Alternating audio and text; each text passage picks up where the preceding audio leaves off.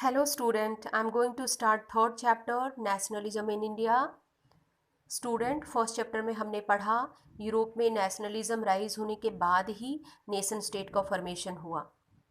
Europe से liberty, right to vote and equal right जैसे ideas पूरी दुनिया में स्प्रेड हुए और इन आइडियाज़ ने दुनिया के लोगों को इंस्पायर किया।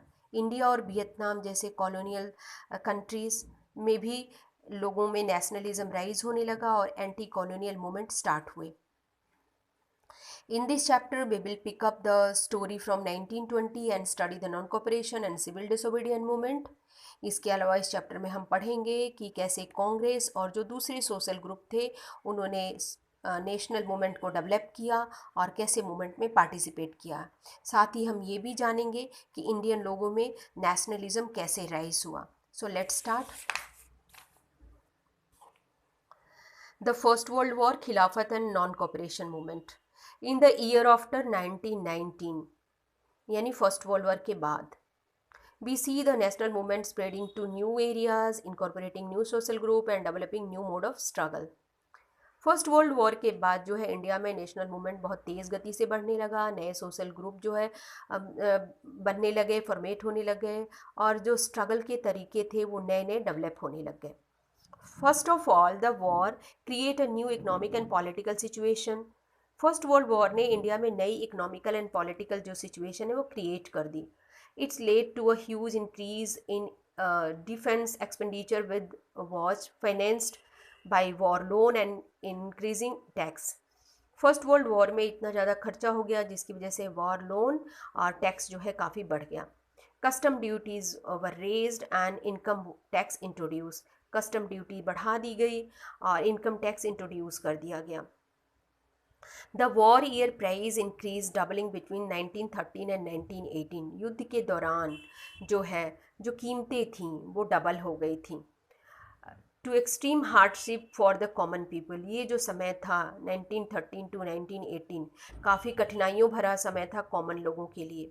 Villages were called upon a supply soldiers and the force recruitment in rural areas. First world war के लिए जो सोल्जर जो थे वो सप्लाई गांव से हो रहे थे, यानी जो भर्ती हो रही थी वो फोर्सली फुल हो रही थी, ज़बरदस्ती गाँव से सोल्जर भर्ती करके युद्ध में भेजे जा रहे थे, जिसकी वजह से लोग काफ़ी नाराज़ थे। देन 18, 19, 20 एंड 21 ये जो 4 ईयर है cropped failed in many part of India. India के बहुत सारे हिस्सों में फसल जो है वो ख़राब हो गई। अब इसका क्या रिजल्ट निकला? शॉर्टेज ऑफ फूड, यानी फूड की कमी हो गई। This was accompanied by influenza epidemic. एक तरफ फूड की कमी थी, दूसरी तरफ इन्फ्लुएंजा महामारी, इन दोनों का वजह से according to the census of 1920 जनगणना के हिसाब से 21 की जनगणना के हिसाब से 12 टू 13 मिलियन जो लोग हैं वो फैमिन एंड एपेडमिक से प्रभावित थे। People hope that their hardship would end after the war was over, but that did not happen. लोग सोच रहे थे कि युद्ध के बाद कुछ परिवर्तन होगा, चेंज हो जाएगा, ये कठिन भरा समय खत्म हो जाएगा, बट ऐसा कुछ भी नहीं हुआ। At this stage a new leader appear and suggested a new mode of struggle. अब इस समय मूवमेंट में नए लीडर अपीयर हुए और उन्होंने अपनी आज़ादी की लड़ाई नए ढंग से लड़ने के लिए सजेस्ट किया लोगों को। Mahatma Gandhi return to India in January 1915। Gandhi ji जो है वो जनवरी 1915 9 जनवरी 1915 को इंडिया रिटर्न हुए। 9 जनवरी को हम सेलिब्रेट करते हैं एनआरआई डे, यानी अप्रवासी भारतीय दिवस, उसी की मेमोरी में, क्योंकि गांधी जी 9 जनवरी को आए थे। तो as you know he had come from South Africa, जैसा कि हम सभी लोग जानते हैं गांधी जी साउथ अफ्रीका से रिटर्न हुए थे India, where he had successfully fought a racist regime, जहाँ गांधी जी ने अफ्रीका में जो है रंगभेद नीति के खिलाफ अपना आंदोलन चलाया था, और विच ही कॉल्ड सत्याग्रह। उस आंदोलन को गांधी जी ने नाम दिया था satyagraha. The idea of satyagraha emphasise the power of truth and need to search for truth. Gandhi ji का मानना था कि सच्चाई पर बल दे करके ही या फिर सच को खोज करके ही किसी भी हम लड़ाई को जीत सकते हैं. It suggested that if the cause was true, if the struggle was against injustice, then physical force was not necessary to fight the oppression. अगर आपका कारण सच्चा है, अन्याय के खिलाफ आप लड़ रहे हैं, तो आपको फिजिकल फोर्स की कोई ज़रूरत नहीं है किसी को हराने के लिए. विदाउट सीकिंग वेंजेंस और being aggressive, a satyagrahi could win the battle through non violence. बिना प्रतिरोध की भावना लिए, बिना अग्रेसिव हुए, एक जो सत्याग्रही है वो कोई भी युद्ध जीत सकता है अहिंसा के बल पर. By the struggle a truth was bound to ultimately triumphs. मतलब अगर आप सच के लिए लड़ रहे हैं, अगर अन्याय के खिलाफ लड़ रहे हैं, इस ढंग से अगर आप स्ट्रगल कर रहे हैं, तो सत्य की हमेशा जीत ही होती है. Mahatma Gandhi believe that the this dharma of non violence could unite all Indian. Gandhi ji का विश्वास था कि इस धर्म के राह पर चल करके, यानी कि अहिंसा के बल पर, हम पूरे इंडियन को यूनाइट कर सकते हैं. After arriving in India, Mahatma Gandhi successfully organized satyagraha movement in various places. Gandhi ji जब इंडिया रिटर्न हुए तो उसके बाद उन्होंने इंडिया में बहुत जगह अपना सत्याग्रह मूवमेंट चलाया. फर्स्ट जो सत्याग्रह मूवमेंट था 1916 में, 1915 में वो रिटर्न हुए थे और 16 में उन्होंने अपना पहला मूवमेंट चलाया. He travel to Champaran in Bihar to inspire the peasant to struggle against the oppressive plantation system. 1916 में गांधी जी ने अपना पहला सत्याग्रह मूवमेंट चंपारण बिहार से चलाया. वहाँ के जो किसान थे उनको इंस्पायर किया और अंग्रेज़ों के खिलाफ, क्योंकि अंग्रेज़ों का जो प्लांटेशन सिस्टम था वो काफ़ी ख़राब था, क्योंकि वो इंडियन पीसेंट्स को फोर्सफुली कमर्शियल प्लांट लगाने के लिए, कमर्शियल प्रोडक्शन के लिए ज़बरदस्ती करते थे. तो इसी वजह से पीसेंट्स काफ़ी परेशान थे. In 1917, he organized the Satyagraha to support the peasants of Kheda district in Gujarat affected by crop failure and a plague epidemic. 1917 में गांधी जी ने दूसरा सत्याग्रह मूवमेंट चलाया खेड़ा डिस्ट्रिक्ट गुजरात में. वहाँ पर भी उन्होंने किसानों के सपोर्ट के लिए ही चलाया, क्योंकि वहाँ के किसान जो थे वो क्रॉप फेलियर हो जाने से और प्लेग की वजह से परेशान थे. तो peasants of Kheda could not pay the revenue and were demanding the revenue collection भी रिलैक्स्ड. तो उनकी डिमांड थी खेड़ा डिस्ट्रिक्ट के किसानों की कि उन्हें रेवेन्यू में छूट दी जाए. In 1980 Mahatma Gandhi went to Ahmedabad to organise a satyagraha movement. 1918 में गांधी जी ने जो अपना थर्ड मूवमेंट सत्याग्रह मूवमेंट चलाया वो अहमदाबाद में चलाया. किसके फेवर में? कॉटन मिल वर्कर्स के फेवर में. तो स्टूडेंट 1916 चंपारण, 1917 खेड़ा इन गुजरात, 1918 इन अहमदाबाद. तो ये तीनों मूवमेंट आपको सिर्फ क्वेश्चन आंसर के लिए नहीं लर्न करना है, बल्कि मैप के लिए भी, क्योंकि मैप में भी आता है, बहुत इंपॉर्टेंट है. नेक्स्ट है Rowlatt Act. Gandhi ji in 1919 decided to launch a nationwide satyagraha against the proposed Rowlatt Act 1919. Gandhi ji ने 1990 में डिसाइड किया कि वो जो है अब छोटे छोटे मूवमेंट सत्याग्रह नहीं चलाएंगे, बल्कि एक नेशन वाइड यानी पूरे देशव्यापी सत्याग्रह स्टार्ट करेंगे. किसके खिलाफ? रॉलेट एक्ट के खिलाफ. क्योंकि फर्स्ट वर्ल्ड वॉर के बाद अंग्रेज़ों ने हमें एक एक्ट पकड़ा दिया जो था रॉलेट एक्ट. ये एक्ट बहुत ही ख़राब था, क्योंकि इस एक्ट के हिसाब से वो लोग जो थे, गवर्नमेंट जो था could arrest any person without trial. बिना किसी ट्रायल के किसी भी पर्सन को अरेस्ट कर सकता था. And search any place without warrant. किसी भी प्लेस को जो है सर्च कर सकता था बिना किसी वारंट के ही. तो ये जो रॉलेट एक्ट था इसने गवर्नमेंट को बहुत ही पावर दे दिया. It's gave the government enormous power to repress political activities. उसने सारी पॉलिटिकल एक्टिविटीज़ को दबा दिया. And allow detention of political prisoners without trial for 2 year. बिना किसी ट्रायल के 2 साल जेल में बंद कर दो. Gandhi ji wanted a non violent civil disobedient against such unjust law. Gandhi ji जो इस काला कानून था, अन्यायपूर्ण जो कानून था, गांधी जी इसके खिलाफ एक सिविल डिसोबीडियंट मूवमेंट स्टार्ट करना चाहते थे. तो वुड स्टार्ट विद द हड़ताल ऑन 6 अप्रैल. इसकी शुरुआत उन्होंने 6 अप्रैल से की. 6 अप्रैल को उन्होंने हड़ताल कर दिया. Rally were organized in various places. Workers went on strike in railways, workshop and shop closed down. जगह जगह शहरों में जो है वो रैली ऑर्गेनाइज होने लग गई. जो वर्कशॉप थे रेलवे के, वहाँ के वर्कर्स जो है वो स्ट्राइक पर चले गए. इसके वाला कि दुकानें जो थी वो बंद कर दी गई, lines of communication such as railway and telegraph would be disrupted, ये सारी जो लाइनें थी वो डिस्टर्ब कर दी गई। British administration decided to clamp down और नेशनलिस्ट को दबाने के लिए भी, नियंत्रण करने के लिए ब्रिटिश एडमिनिस्ट्रेशन ने कड़ी कार्रवाई की। जो लोकल लीडर थे पिकअप फ्रॉम अमृतसर के जो लोकल लीडर थे जैसे कि डॉक्टर सत्यपाल एंड सैफुद्दीन किचलू, इन सबको जो है उठा लिया गया, जेल में डाल दिया गया। Gandhi ji was barred from entering Delhi, Gandhi ji को दिल्ली में एंटर करने पर रोक लगा दिया गया। On 10 April the police in Amritsar fired upon a peaceful procession, एक शांतिपूर्ण जो जलूस जो निकाला जा रहा था अमृतसर में 10 अप्रैल को, तो वहाँ पर पुलिस ने उन पर फायरिंग कर दी। provoking widespread attack on bank, post office and railway station. Martial law was imposed and General Dyer took command.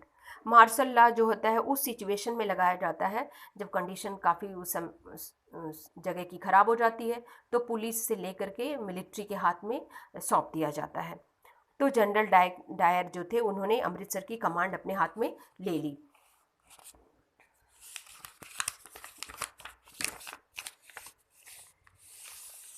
13 अप्रैल, 10 अप्रैल तक सब कुछ हो गया। इसके बाद 13 अप्रैल को in famous Jallianwala Bagh incident took place. Jallianwala Bagh की घटना 13 अप्रैल को घटी। On that day large crowd gather on the enclosed ground of Jallianwala बाग।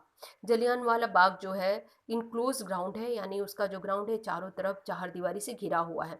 वहाँ बड़ी संख्या में लोग इकट्ठा हुए। Some came to protest against the government, कुछ लोग तो गवर्नमेंट के खिलाफ प्रोटेस्ट करने के लिए आए थे, पर other had come to attend the Baisakhi fair, annual Baisakhi fair. पर कुछ लोग जो थे वो बैसाखी के मेला अटेंड करने आए थे।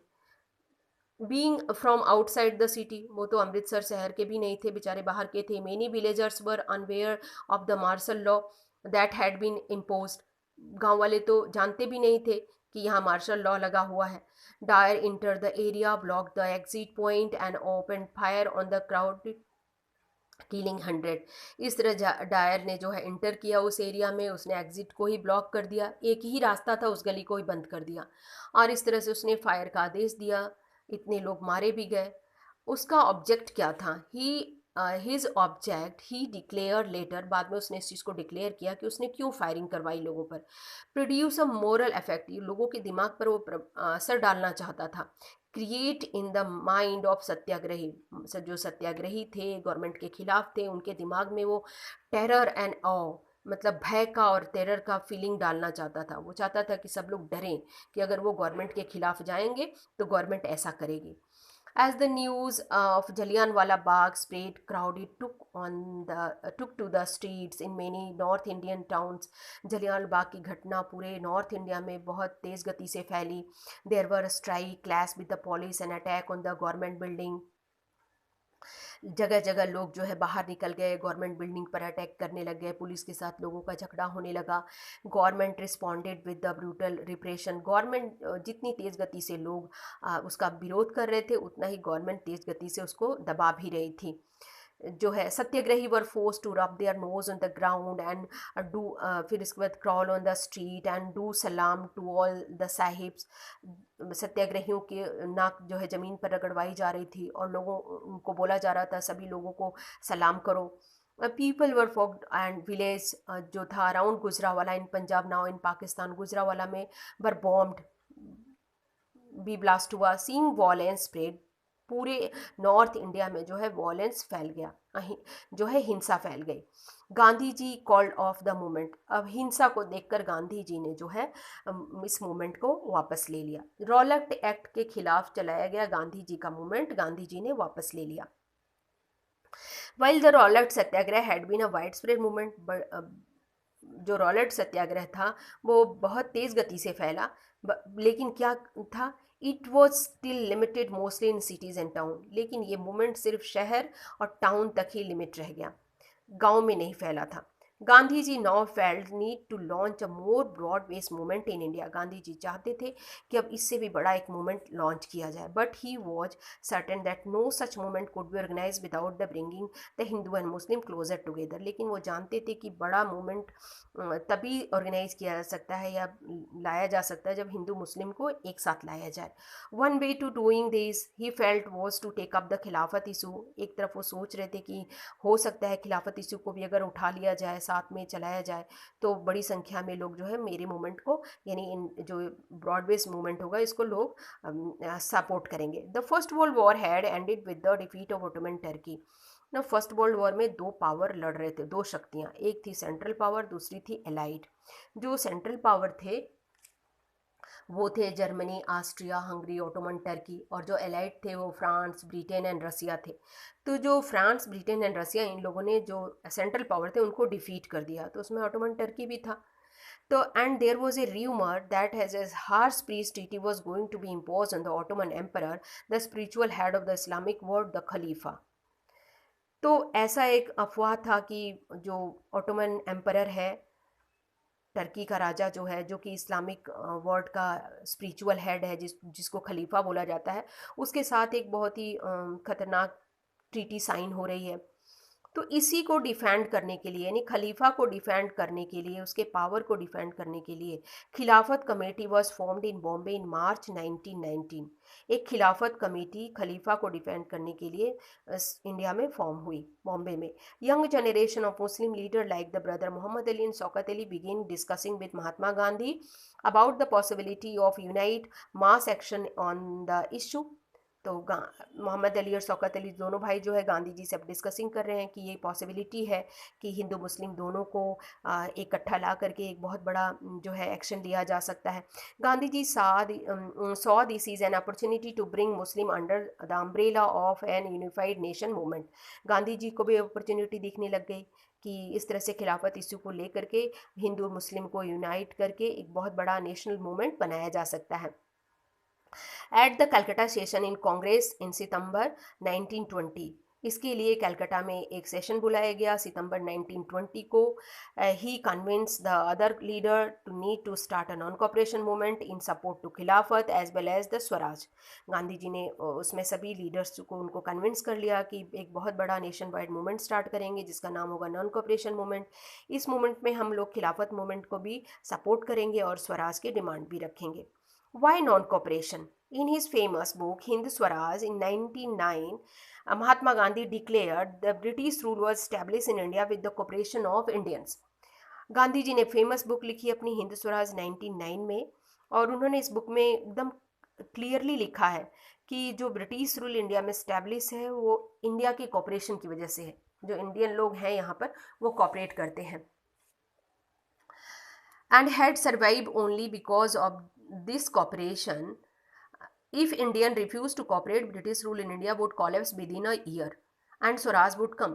अगर इंडियन लोग ब्रिटिश को सपोर्ट करना या कॉपरेट करना बंद कर दें तो एक साल के भीतर ही ब्रिटिश रूल इंडिया से कोलैप्स हो जाएगा और स्वराज आ जाएगा। तो how could non cooperation become a movement? अब हमें देखना है कि नॉन कॉपरेशन एक कैसे बहुत बड़ा मूवमेंट बना। गांधी जी जो थे और दूसरे लीडर्स ने क्या किया कि जो है नॉन कॉपरेशन मूवमेंट पूरे ऑल ओवर इंडिया में फैल गया। तो इसकी शुरुआत हुई, it should begin with the surrender of title that the government awarded. Government ने कुछ लोगों को टाइटल उपाधियां दी थी, तो लोगों ने क्या किया, उन उपाधियों को सरेंडर करना, गवर्नमेंट को वापस करना शुरू कर दिया। अब मैं एग्जांपल बताऊंगी आप लोग को। जैसे गांधी जी को कैसरे हिंद की उपाधि दी गई थी, तो गांधी जी ने उस टाइटल को अंग्रेजों को वापस रिटर्न कर दिया था नॉन कॉपरेशन मूवमेंट के समय। उसी तरह रविन्द्रनाथ टैगोर को सर की उपाधि दी गई थी, तो उन्होंने इस टाइटल को अंग्रेजों को वापस रिटर्न कर दिया। And a boycott of civil service, army, police, courts and legislative council, school and foreign goods. इस तरह से civil service, army, police, legislative council, school और फॉरेन जो विदेशी सामान थे, इन सभी को बाइकआउट किया जाने लग गया। Then in case the government used repression, तो गवर्नमेंट ने भी जैसे जैसे लोग इसका बैकआउट कर रहे थे, गवर्नमेंट ने भी इन लोगों को दबाना स्टार्ट कर दिया। The full civil disobedient campaign would be launch. इस तरह से पूरे ऑल ओवर इंडिया में फुल सिविल डिसोबीडियंट जो मूवमेंट था वो लॉन्च हो गया था। Summer 1920 Mahatma Gandhi and Shaukat Ali tour extensively mobilising popular support for the movement. Gandhi ji और शौकत अली दोनों लोग जो है पूरे ऑल ओवर इंडिया में टूर करने लग गए इस मूवमेंट को पॉपुलर करने के लिए और पूरे इंडियन लोगों से सपोर्ट देने के लिए इस मूवमेंट को। तो जो कांग्रेस थी, Congress were however concerned about proposal. Congress पूरी तरह इस जो सिविल नॉन कॉपरेशन मूवमेंट चल रहा था इसके लिए पूरी तरह कंसर्न थी। Boycott the council election schedule from November 1920, जो 1920 का काउंसिल इलेक्शन था उसका इसने बायकॉट कर दिया। लेकिन फिर भी इसके मन में डर था। They fear that the movement might lead to popular violence, जैसे कि रॉलेट एक्ट के समय हुआ था। रॉलेट एक्ट के समय पूरे ऑल नॉर्थ इंडिया में वो मूवमेंट जो है वायलेंस हो गया, जिसकी वजह से गांधी जी को मूवमेंट कॉल ऑफ करना पड़ा। तो यहाँ पर भी डर इनके मन में यही था कहीं ऐसा ना हो कि non violence civil non cooperation movement भी वायलेंस हो जाए। तो in the month between September and December there was an intense tussle with the Congress. तो सितंबर से दिसंबर के बीच में कांग्रेस में खुद ही संघर्ष चल रहा है इतना। वहाँ पर कुछ लोग इस मूवमेंट के सपोर्टर हैं तो कुछ ओपोनेंट हैं, इस मूवमेंट के विरोधी भी लोग थे। Finally at the Congress session at Nagpur in December 1920 compromise was work out and the non cooperation programme was adopted. इस तरह से दूसरा कांग्रेस सेशन 1920 में हुआ नागपुर में और इस सेशन में वहाँ इन लोगों ने एक कॉम्प्रोमाइज़ किया और एक प्रोग्राम बना, कॉमन प्रोग्राम, जिसको बोला गया नॉन कॉपरेशन प्रोग्राम, जिसको सभी लोगों ने सपोर्टर और ओपोनेंट दोनों लोगों ने इसको अडॉप्ट किया। इस तरह से नॉन कॉपरेशन मूवमेंट इंडिया में तेज़ गति से चलने लगा। तो स्टूडेंट एक बात ध्यान रखने की है कि 1920 में कांग्रेस का सेशन जो है 2 बार हुआ है। एक बार हुआ है सितंबर 1920 जो कलकत्ता में हुआ है और दूसरा दिसंबर 1920 जो नागपुर में हुआ है। ये मैप के लिए काफ़ी इम्पॉर्टेंट है। तो आई होप कि आपको पूरा चैप्टर समझ में आया होगा। स्टूडेंट मैं आप लोगों को कुछ क्वेश्चन दे रही हूँ, आप लोग इसे नोट कर लेंगे और इसे बुक को पढ़ के प्रॉपरली करेंगे। फर्स्ट क्वेश्चन है what was the impact of the first world war on the economic condition in India. Second है when and from where did Gandhi ji return to India. What is meant by the idea of satyagraha. Next है how did Mahatma Gandhi successfully organise satyagraha movement in various places just after arriving in India. Explain by giving 3 example. आप 16, 17, 18 का example देके properly लिखेंगे answer. What was the Rowlatt act and how did the Indian show their disapproval towards the act. इसके अलावा describe the Jallianwala Bagh massacre in brief. Why Gandhiji support the Khilafat movement and who launched the Khilafat movement? Why was the movement launched? And what was the theme of the book Hindu Swaraj? Describe the stage of the non-cooperation movement. Thank you, children.